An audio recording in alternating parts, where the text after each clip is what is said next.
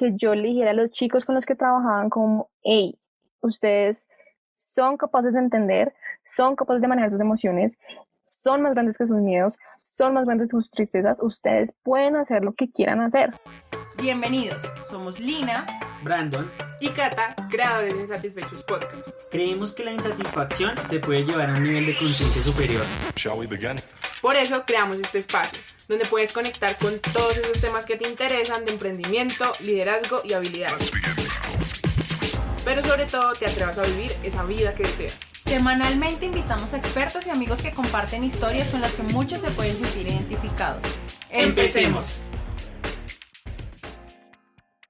Hola a todos nuestros oyentes, bienvenidos a Insatisfechos Podcast, un espacio para tener conversaciones poderosas sobre emprendimiento, liderazgo y habilidades con aquellas personas que se han atrevido a vivir de una manera diferente. Para el capítulo de hoy tenemos una amiga muy querida por nosotros, Alejandra Penagos. Alejandra es psicóloga, candidata a grado en especialización de psicología clínica, amante de los animales y apasionada a construir un mundo mejor. Por lo tanto, empezamos. Cata, cuéntanos un poquito más sobre Alejandra y por qué está hoy aquí en Insatisfechos. Bueno, Aleja, creo que es una amiga de la casa y la conocemos los tres hace varios años. Y es una persona o una mujer muy increíble en todo lo que hace, se destaca en la mayoría de cualidades que tiene. Y hoy quisimos traerla para que, uno, nos cuente su historia y dos, para que a través de ella puedan y sepan manejar emociones, estén cambiando el chip en muchos temas de los que vamos a hablar hoy. Entonces, nada, quiero que me digan cómo están a los oyentes y a las personas que nos escuchan. Estamos en un contexto de pandemia y estamos en un contexto de estar como en nuestra casa, en una cierta cuarentena inteligente, le llaman el gobierno. Entonces, nada, ¿cómo están? Hola Cata, hola chicas, ¿cómo están?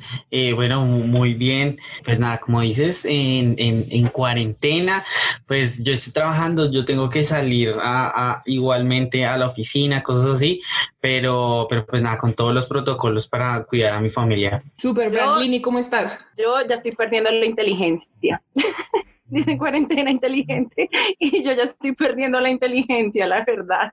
Es que yo estoy acostumbrada a salir, a moverme, a viajar, a estarme moviendo para arriba y para abajo. Entonces, nada, yo estuve en el carnaval de Barranquilla y regresar a encerrarme obviamente fue súper complicado. Así que bueno, tratando de mantener la paz y la calma, definitivamente la meditación es mi pastor. Pero bueno, ahí vamos. La mayoría de días súper bien. ¿Y tú? Bien. La verdad, he tomado mucho la cuarentena para cambiar hábitos, para hacer cosas distintas, entonces creo que ha sido bueno. Y nada, Aleja, ahora sí, cuéntanos cómo estás. Hola Cata, hola Brandon, hola Lina, hola a nuestros oyentes. Muy bien, de hecho muy bien. Creo que tuve una experiencia típica, conseguí trabajo, lo cual es bastante raro y más en la situación. Entonces he tenido que salir porque trabajo en una unidad de salud mental, lo cual ha sido una experiencia increíble. Sin embargo, pues está el miedo pues del cuidado a mi familia, pero pues con todas las medidas de protección, digamos que este malestar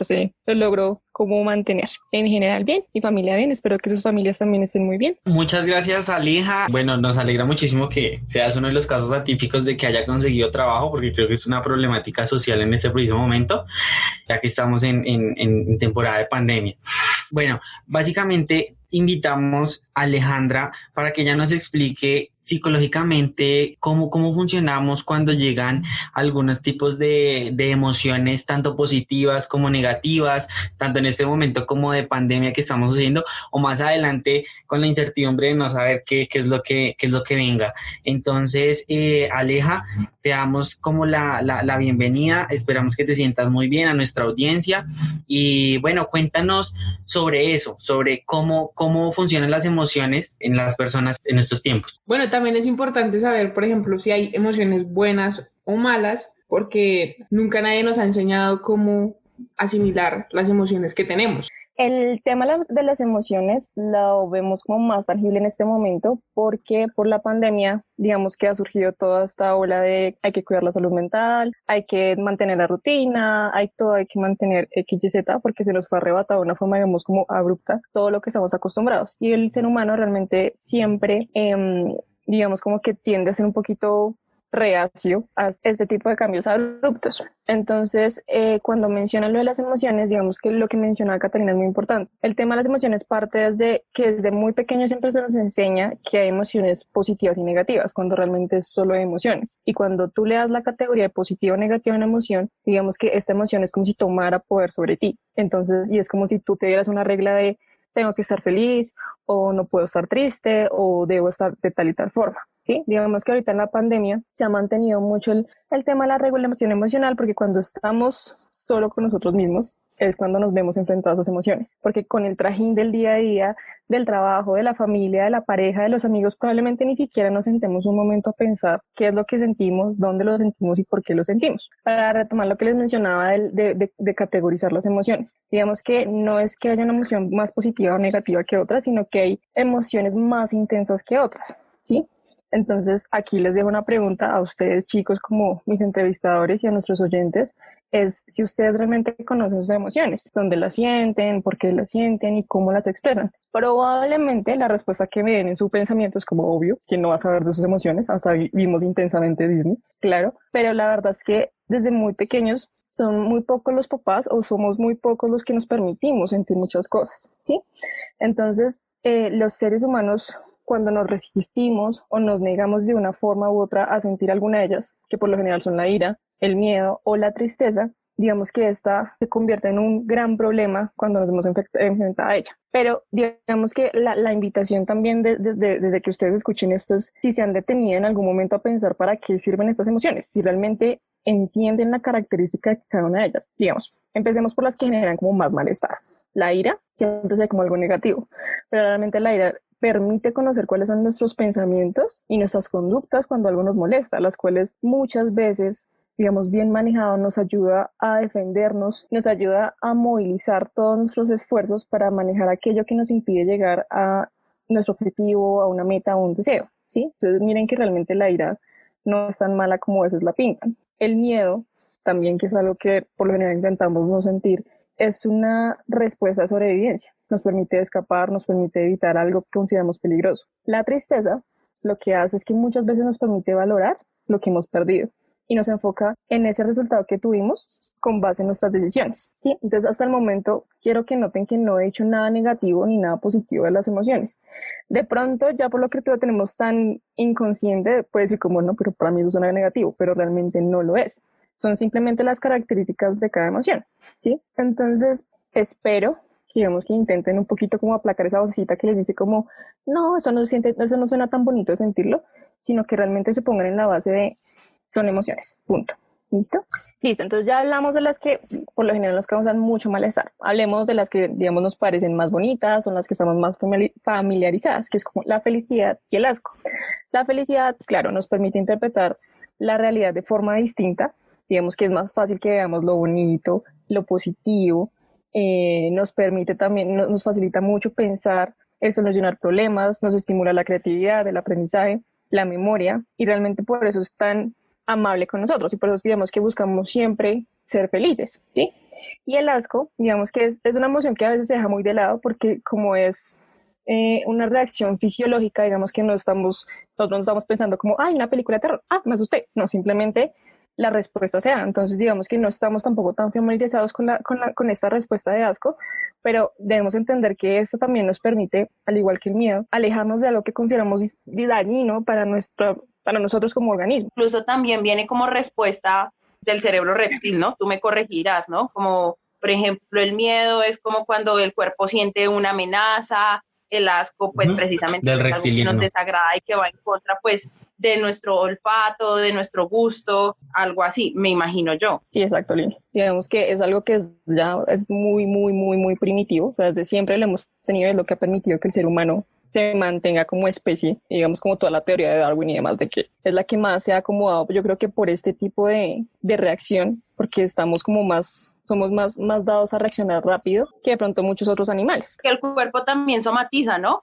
Por ejemplo, cuando yo me estreso, automáticamente a mí el cuello se me tensiona. Eso también tiene que ver, ¿no? Sí, digamos que si vemos ya la parte del estrés, lo podemos tomar por diferentes aspectos. Digamos que uno de ellos yo lo consideraría desde la ansiedad. La ansiedad desde qué parte, desde el miedo. Y el miedo, entonces, por ejemplo, lo más común, el estrés del trabajo. Entonces, el miedo a que no me salga bien, de que mi jefe me diga esto, de que pase aquello, de que pase lo otro. Entonces, esa ansiedad, cuando no permitimos, digamos, como que se dé, porque no la queremos sentir, sino es como ya, cálmate y haz las cosas que tienes que hacer. Claro, busca ciertas maneras de mostrarse o de salir de tu cuerpo. Y por lo general sí son este tipo de cosas que mencionas, que es el estrés, que son los dolores de cabeza, el dolor de estómago, diferentes reacciones fisiológicas que podemos tener. Entonces noten que estas 5 emociones realmente no tienen ninguna característica positiva o negativa, simplemente son emociones con características, al igual que cualquier otra persona. Ustedes no pueden decir que una persona de pronto es X o Y, sino simplemente es una persona con su personalidad. Veamos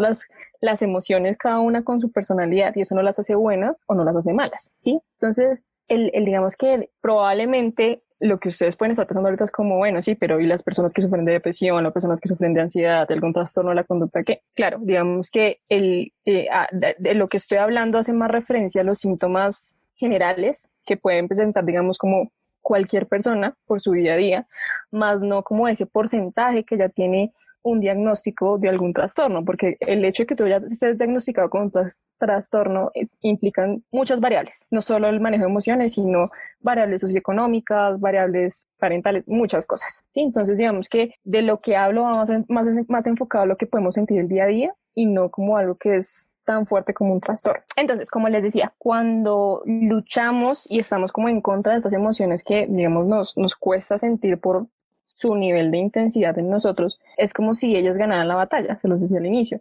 Es porque como peleamos con ellas constantemente de quererlas suprimir, es como si les diéramos más poder, porque es a corto plazo, digamos, te sirve. Tú dices como, bueno, me siento triste, pero voy y me acuesto a dormir. Claro, durante 3, 4 horas te funciona, pero a largo plazo ese malestar va a seguir creciendo, porque es como, hola, no me has trabajado, no has querido ver por qué estoy acá, entonces voy a seguir creciendo hasta que tengas que lidiar conmigo, hasta que yo ya me salga de control y tengas que lidiar conmigo. Es verdad, me hace recordar un momento de mi tío estuvo en coma hace muchos años, pero yo no mostraba la tristeza y creo que es algo como que siempre me pasa, pero más adelante cuando él seguía como en coma, se me generó como un tema de gastritis, como un dolor en el estómago, como ese tipo de cosas y mi comida estaba bien, o sea, como todo estaba bien, pero el médico y mi familia llegaban a la conclusión era que yo no demostraba, digamos, que la tristeza en ese momento y después se vio como reflejada en ese dolor que me duró un montón de tiempo cuando era pequeña. Entonces creo que es porque nos han enseñado a que estar triste o estar feliz está bien o mal, o diferentes tipos como de emociones no se deberían de demostrar. Sí, es algo también muy cultural, ¿no? Los papás, y más como el colombiano, es como tranquilo, todo está bien, usted puede, sonría, siempre con la mente positiva, siempre haciendo cosas por usted. Digamos que es algo también muy cultural y es lo que mencionaba Lina ahorita, cuando nosotros no nos damos el momento como de sentir la emoción, sino que como la dejamos ahí, ella de alguna manera sale. Digamos que obviamente acá entran a trabajar muchos más factores de por qué se dan estos, digamos, malestares a nivel fisiológico, pero sí es entender que ellas de alguna manera siempre van a estar presentes y siempre te van a recordar que sí o sí, quieras o no, tienes que trabajar en ellas, porque si tú trabajas en ellas, les quitas ese poder y les quitas ese poder de decir como, si yo más adelante paso por lo mismo, sé que puedo trabajarlo, no sé que voy a quedar igual, voy a estar en cama, voy a estar enferma.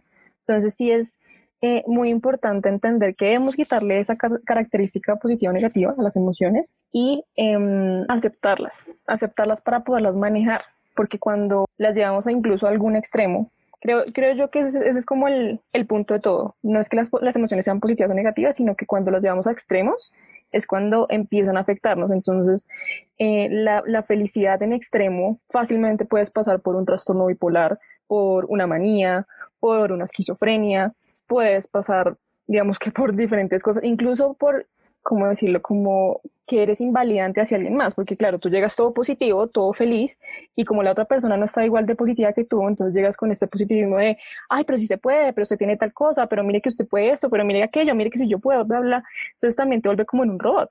Y si vamos hacia la ira y hacia el llanto y hacia el miedo en extremo, pues conocemos todos los trastornos que por lo general, digamos, son los más hablados, que es la depresión, la ansiedad y pues algunos trastornos de la conducta. Ya conocemos un poco sobre las emociones, ya hablamos un poco sobre que no hay que determinar si son buenas o malas, simplemente son emociones y tenemos que empezar a poner cuidado a cómo somatizamos todo el tema de las emociones y qué reacciones traen como en nuestro cuerpo. Ahora queremos que nos hables un poquito de ti y queremos que nos cuentes un poco sobre cuál ha sido tu momento de insatisfacción o si tienes varios momentos de insatisfacción. ¿Qué te llevan a hacer lo que estás haciendo literalmente hoy en día? Bueno, digamos que creo que una persona, pues sí la hay, no hay problema, pero creo que una persona no debe centrarse en como solo tengo un momento de insatisfacción, sino son varios, porque eso es lo que nos hace estar vivos, ¿no? Eso es lo que nos hace movernos todo el tiempo, es lo que nos hace como salir de la zona de confort. Es incluso lo que está pasando ahorita con toda esta nueva palabra favorita de todo el mundo de reinventarse, de estamos insatisfechos por algo, entonces tenemos que hacer algo para cambiarlo, ¿sí? Digamos que uniéndolo un poco a lo que estábamos hablando, cuando yo empiezo, digamos, como a ser más gentil conmigo misma, a aceptar lo que pienso, cómo actúo, mis emociones, me queda mucho más fácil hacer todo este ejercicio que hice con ustedes, de entender cuál fue primero mi momento de insatisfacción y cómo todo esto me llevó a lo que soy ahorita, digamos como el trabajo arduo y constante, pues constante entre muchas comillas porque soy humana y a veces digamos como esa constancia lastimosamente no se ve, pero pues digamos que lo intento. Creo que el primero de ellos fue cuando tenía 18 años, estaba estudiando Derecho, tenía mi pareja, tenía mis amistades, tengo mi familia, que es bastante funcional, lo cual realmente me hace afortunada porque sabemos que es difícil que este tipo de dinámicas familiares se den como tanta facilidad, pero un día todo eso se desplomó. Claramente no me gustó el derecho, terminé con mi pareja, digamos que las amistades que tenían sí estaban ahí, pero no eran lo suficiente buenas o necesarias en ese momento como para que yo tuviera una base de decir cómo me mantengo de pie y como cambié de carrera, como cambié de universidad y demás, cuando sentí que decepcioné a mi familia, entonces mi reacción fue alejarme de ellos porque es como yo no soy buena hija, no soy buena nieta, les estoy haciendo perder dinero, les estoy haciendo perder tiempo, X, Y, Z, siempre pensándolo hacia ellos, ¿sí? Entonces cuando choco con esta emoción de la tristeza, que no me gustaba sentirla, ni de la ira, porque la ira, digamos que yo no la sabía manejar, sino la iba enfocando siempre hacia mí. Y si bien a veces tenemos que ser conscientes de que muchas de las cosas que pasan es por nosotros, hay otras cosas que no podemos controlar, ¿sí? Pero yo estaba como metida en esto por la ira de todo fue mi culpa, por la tristeza, y digamos que peleaba constantemente con ellas, y era una lucha. Día a día era una lucha conmigo misma, día a día levantarme era una tragedia, era como... Claro, mientras estoy dormida todo está tranquilo, pero cuando me despierto es como tengo que enfrentarlo y no quiero enfrentarlo. Así que un día, digamos que ya estaba tan sobrecargada emocionalmente que como quiero dormir, quiero dormir, quiero dormir, quiero dormir. Ese fue mi pensamiento. En mi pensamiento nunca fue quiero dormir para morirme. Si yo lo veo en retrospectiva, claramente es una conducta autolesiva en todo sentido, pero para mí en su momento era quiero dormir, punto. Entonces me dirijo a la farmacia, compro unas pastillas somníferas que no sé por qué, yo en ese momento creí que eran naturales, no sé por qué. Y en mi afán de decir como no, una no me va a servir, entonces me tomo 2, 3, 4, 5. Me acuerdo que me tomé todas las pastillitas que venían pues en el sobre y efectivamente caí como una piedra por 3 días. En esos 3 días tengo pequeños momentos de lo que hice despierta, que fue a mentir al médico. Me acuerdo mucho que la médica general dijo a mi abuela, quien fue quien me acompañó, como la voy a remitir a psiquiatría, esto no es normal, X, Y, Z. Entonces, claro, también cuando se nombra el tema psiquiatras como ya todo está perdido, ya la persona necesita estar en una unidad de salud mental, ya no hay nada que hacer, y pues realmente no. La psiquiatría ayuda mucho desde su rama principal, que es la medicina, pero también con muchas herramientas junto a nosotros como los psicólogos, ¿sí? Pero en ese momento, pues por mi familia, como no, psiquiatras no, y mucho menos pepas, porque ¿cómo vamos a hacer que la niña sea adicta a pepas? ¿Sí? Entonces, yo seguía muy triste, porque obviamente esto que hice me ayudó a corto plazo, me ayudó por 3 días a no pensar, a no sentir, a no nada, pero cuando despierto, pues la tristeza es aún más grande, porque claro, ya mis papás se dan cuenta, mis abuelos se dan cuenta que intenté como quitarme la vida, aunque no era mi objetivo principal en ese momento, pero pues para ellos se intentó quitar la vida. Entonces empiezan todos sus comentarios de ¿qué te falta? Tú lo tienes todo, tienes una familia que te ama, tienes el apoyo económico, tienes todo el apoyo a nivel afectivo, eres una persona bonita, eres una persona que tiene amigos, digamos que empiezan todos esos comentarios que a la final, digamos que empeoraron mucho lo que yo sentía, porque entonces viene otra vez esta tristeza, viene otra vez esta ira, y esta ira en sentido de dese cuenta que usted es una mala persona, o sea, tiene todo para vivir, tiene absolutamente todo para ser feliz y usted sigue aquí metida en la tristeza. Entonces me acuerdo que en esos días vi un documental sobre el suicidio y una chica adolescente le dice a la mamá que para ella la depresión era como si tú estuvieras dentro de un cuarto y el cuarto se empezara a inundar y tú no quisieras ni siquiera salir, ni siquiera tener las ganas de salir o de abrir la puerta y de salvarte. Entonces yo decía en ese momento como que dije, oiga, sí, realmente a veces los adultos no entienden por qué pasa un adolescente. Digamos que la adolescencia tiene una etapa de desarrollo un poco difícil porque uno está aprendiendo qué le gusta, uno digamos, desarrolla más su personalidad, uno tiene amigos, uno tiene, digamos, muchas cosas que lo están cargando en ese momento. Entonces llega el adulto como, hey, usted tiene todo para ser feliz, a usted no le falta nada y empieza a invalidar. Bueno, en ese caso fue a mí, empiezan a invalidar, ¿sí? Entonces yo lo pensaba a manera de por qué los adultos se empeñan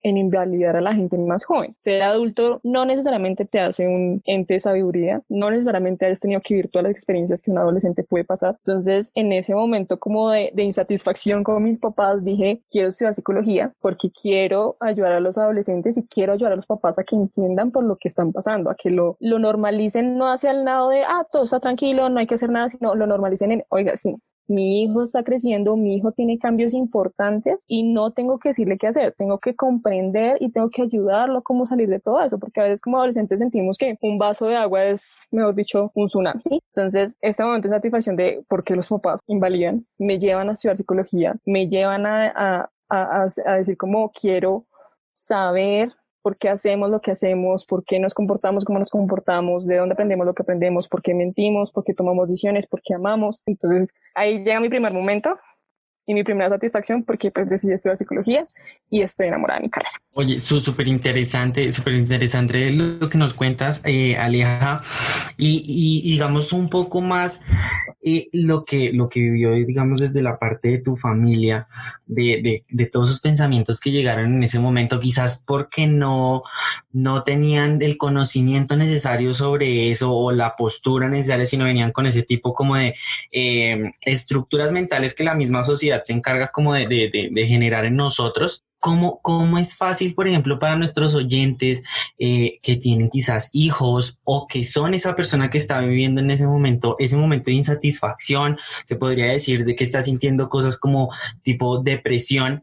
¿Cómo poder identificar? Porque quizás en ese momento tú no lo viste como algo grave, pero dijiste, ahora ya que eres psicóloga, entiendes que la conducta que tuviste fue algo que atentó contra tu integridad como persona. Entonces, ¿cómo poder detectar eso en los adolescentes?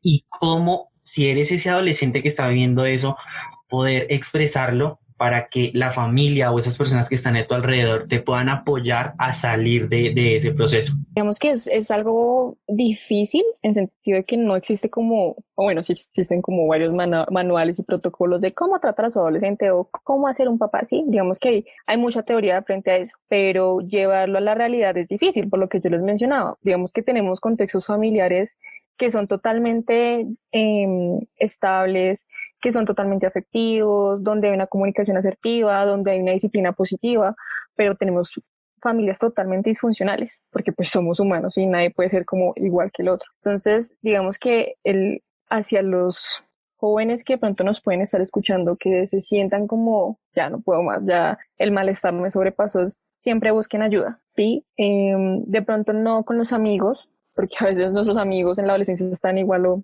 peor de perdidos que nosotros. Ojalá los papás, o digamos si nuestros papás, si él sabe o ella sabe que sus papás son un soporte afectivo bonito, entonces como den la oportunidad de confiar en ellos. No manera, digamos que a veces también lo que pasa en la relación adulto-adolescente es que los adultos queremos como imponer algo y los adolescentes obviamente no quieren eso, es como estoy intentando ser yo. Estoy intentando ser libre, estoy intentando ser independiente. Entonces, digamos que ahí es un punto como de flexibilidad tanto para el adolescente como para el adulto. Entonces, como el adolescente baja un poquito la barrera de decir como, ok, si ya no puedo realmente solo porque la emoción me está sobrepasando, y como el adulto dice como, hey, no me las sé todas y mi hijo me necesita o mi hija me necesita.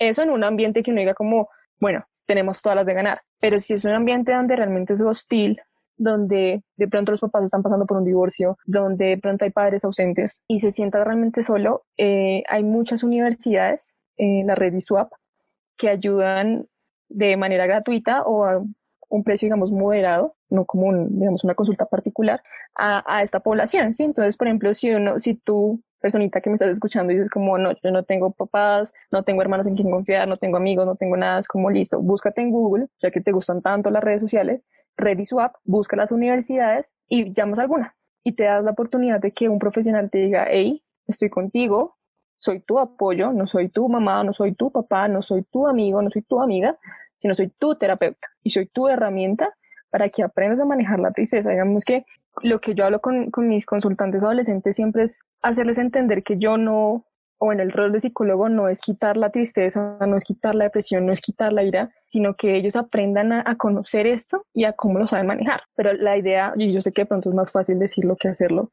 siempre es que se busque ayuda, teniendo en cuenta nuestro contexto. Creo que un mensaje muy importante que nos estás dejando es más allá de validar o invalidar una emoción de una persona independientemente de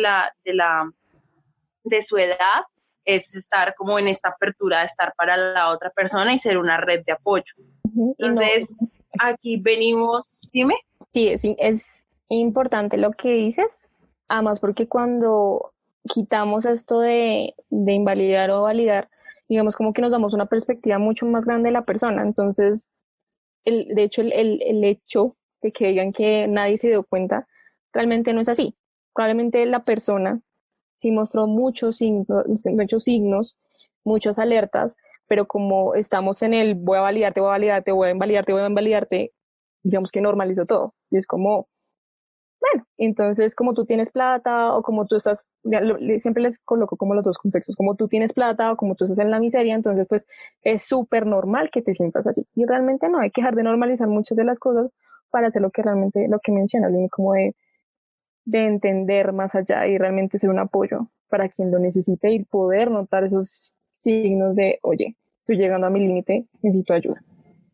Sí, y también qué pena, Lina, también como retomando lo que estabas diciendo, Alejandra y Lina, es que tú no sabes de pronto en qué momento, por el afán o cosas así, le dices a alguien que te dice, oye, ven, quiero hablar contigo, quiero compartirte algo, y quizás por el afán de la vida cotidiana no lo escuchas, pero tú no sabes en qué momento te puedes convertir en ese pilar en que puede ayudar a una persona a poder sobrepasar una situación. Entonces también como que siempre estar en la mejor actitud o en la mejor disposición de ayudar a las demás personas o de por lo menos escucharlas. Creo que he escuchado muchísimo en todo este tema, en todo este tiempo de que te tomes el espacio de poder escuchar a las personas de tu alrededor o a la persona que te pide que lo escuches en su momento.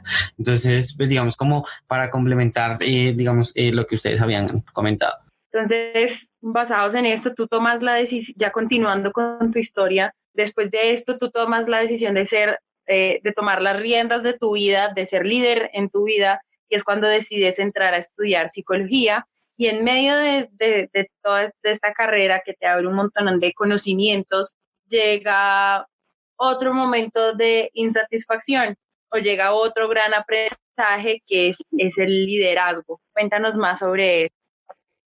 Bueno, esta historia digamos que tiene es un poquito más larga, pero es porque digamos que el liderazgo no te llega así, porque si tú no te levantas un día y voy a ser líder, no, o sea, digamos que, y menos para personas introvertidas, yo soy súper, hiper, mega introvertida, de pronto para las extrovertidas es mucho más fácil encontrar esas oportunidades de me voy a desarrollar como líder, voy a aprender muchas cosas, pero en mi caso no fue así, digamos que en mi caso, como yo empecé a estudiar psicología por los adolescentes, que quería trabajar con jóvenes y demás, llega quinto semestre y yo me sentía súper inútil. Yo era como, ok, estoy estudiando lo que quiero estudiar, estoy enamorada de mi carrera, pero mi objetivo principal siempre fue trabajar con jóvenes y no lo estoy haciendo. Fue trabajar con ellos. Entonces me decía como, quiero trabajar con jóvenes, quiero servirles de herramienta para su crecimiento, para su sanación, para muchas cosas, pero no está pasando. El caso es que, digamos, en ese momento como que me dejo ganar por las emociones, porque lo que les digo, uno es humano, y no hago nada al respecto. Digamos, como que me quedo ahí con el pensamiento, con la rumiación de por qué no hice, pero debía hacer esto y aquello. y se da la oportunidad de que viaje a Brasil a visitar a mi prima. Y ella es, mejor dicho, una mujer que me dice como Dios. O sea, no gobierna el mundo porque no quiere. Una mujer que sabe más de 3 idiomas, una mujer que está estudiando ingeniería, que tenía muchos contactos en la NASA porque están trabajando con todo este tema de las energías renovables. Entonces hacía muchas cosas, muchas cosas. Y yo llego y claro, me invade una emoción de miedo y de tristeza de decir, nunca voy a ser lo suficientemente buena. Nunca voy a ser como ella, nunca alguien me va a ver con esa admiración que yo la miro a ella. Entonces, aprendo muchas cosas de ella, de cómo maneja su agenda, de cómo maneja su tiempo, de cuáles son sus objetivos, de su pasión, o sea, muchas cosas aprendí de ella y regreso a Colombia. Y da la coincidencia de que conozco una ONG, que es una organización de jóvenes, para jóvenes, y empiezo a volcar todo lo que aprendí con mi prima en Brasil, lo empiezo a volcar acá. Ya poquitos, porque lo que les digo, como soy una persona introvertida, no llegué como, sí, voy a ser la mejor voluntaria, no, llegué a poquitos dándolo y me fui enamorando mucho de la organización porque estaba trabajando con jóvenes increíbles, estaba trabajando para ellos y por ellos y aparte de todo estaba en un área, porque digamos que la ONG se maneja por eso, estaba en un área que se trataba de talento humano, entonces mi sueño estaba cumplido, ¿sí? Entonces empiezo a desarrollar este liderazgo que a lo largo del tiempo entendí que hay diferentes liderazgos. A veces pensamos que solo hay uno, pero realmente son diferentes. Y aparte de eso, cuando estás por fuera del voluntariado, entonces te encuentras con comentarios hirientes como usted hace esto solo por aplausos, usted hace solo esto por refuerzo social, usted hace esto porque quiere que alguien la vea, porque X, Y, Z, ¿sí? Que eran comentarios de gente que realmente yo quería un montón y que decía como no entiendo por qué están haciendo eso, ¿sí? Entonces dije, bueno, está mi miedo, está mi tristeza, ¿qué voy a hacer con eso? ¿Eres suficiente? ¿Sí o no? Bueno, yo sí creo que soy suficiente y como soy suficiente y como estoy segura de lo que hago en este voluntariado, voy a empezar a integrar a la gente. Entonces llevo a mi familia, llevo a mis amigos y esos comentarios empezaron a disminuir un poco, ¿sí? Digamos que sí eran dolorosos, pero también es ¿qué haces tú con ellos? Escojo mi tranquilidad, escojo muchas de mis cosas a ti, que de pronto no te estás ni siquiera dando la oportunidad de conocerme más allá. Entonces, una vez hice esto, digamos que tenía más lógica que yo le dijera a los chicos con los que trabajaban como, hey, ustedes son capaces de entender, son capaces de manejar sus emociones, son más grandes que sus miedos, son más grandes que sus tristezas, ustedes pueden hacer lo que quieran hacer. Y decirlo incluso ahorita a mis pacientes como, y a mis consultantes, de no caer en este positivismo tóxico de todo lo podemos, solo buenas vibras, todos con la calma, sino de entender cómo somos humanos, pero ustedes son humanos que van a poder, ¿sí? Porque desde que ustedes entiendan de dónde viene lo que son emocionalmente, van a poder sobrellevarlo, ¿sí? Y ser personas valientes, porque la valentía no implica que no se sienta miedo, sino que tú sientas ese miedo y seas capaz de seguir adelante. Entonces, cuando nosotros dejamos y perdón, soy un poco repetitiva, pero cuando nosotros dejamos de ser tan duros con nosotros mismos y cuando aceptamos con gentileza esas emociones, digamos que somos un poco más flexibles con nosotros mismos. Entonces bajamos esas barreras que nosotros tenemos con nosotros, de por qué no te comportas así, por qué no haces esto, por qué no haces aquello, por qué ta. Qué ejemplo de mujer eres. Y bueno, evidentemente esto a ti también te ha dado herramientas respecto al feminismo, respecto a muchas cosas que en otros capítulos hablaremos. Entonces, para ir pasando a otros temas, te cuento que nosotros tenemos un espacio llamado Lo que la insatisfacción me ha enseñado, que son 6 preguntas concretas para 6 respuestas concretas. Okay. ¿Lista? Listo. Entonces, primero, ¿qué te inspira a ser mejor? Dios. Espero que esta respuesta cambie, es algo que también me satisface un montón, pero por ahora mi familia, pero espero que algún día la respuesta sea yo misma. 2, ¿qué consejo le darías a la Alejandra de 5 años? Oh, Dios. No hay nada malo contigo, no estás rota, pasarás lastimosamente por el peor camino o episodio que alguien pueda pasar, pero lograrás llevar a cabo muchas cosas que te propongan. Gracias, Ale. La número 3 es, ¿cambiarías algo de tu vida? No lo sé, ¿saben? O sea, obviamente puedo decir como sí, que fue lo que ocurrió conmigo, pero al mismo tiempo digo como no, porque me permite ser una mejor profesional y me permite ser una mejor persona y seguir construyendo como un mundo mejor, a pesar de que suena un poco positivista. Listo, la siguiente, bueno, antes de esa quiero hacerte una. ¿Quieres tener hijos?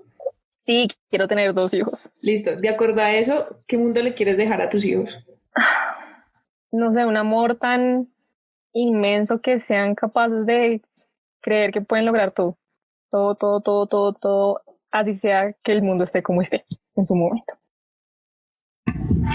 Listo, Aleja. La siguiente pregunta es, ¿qué libro te marcó o te dio herramientas fundamentales para cambiar tu vida?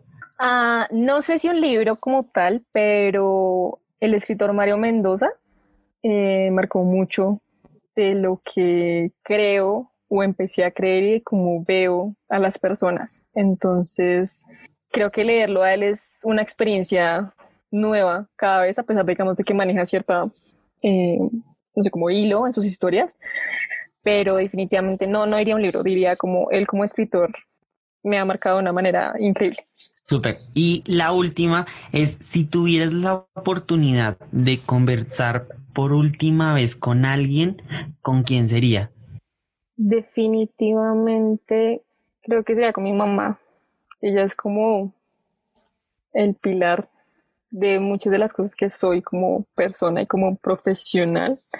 Entonces creo que sería ella siempre mi opción A, B, C y D. Genial, qué espacio tan bonito, tan nutritivo, tan espectacular hemos tenido hoy. A nuestros oyentes, muchas gracias por acompañarnos en este espacio donde cada día aprendemos cosas nuevas que nos llevan a otro nivel de conciencia.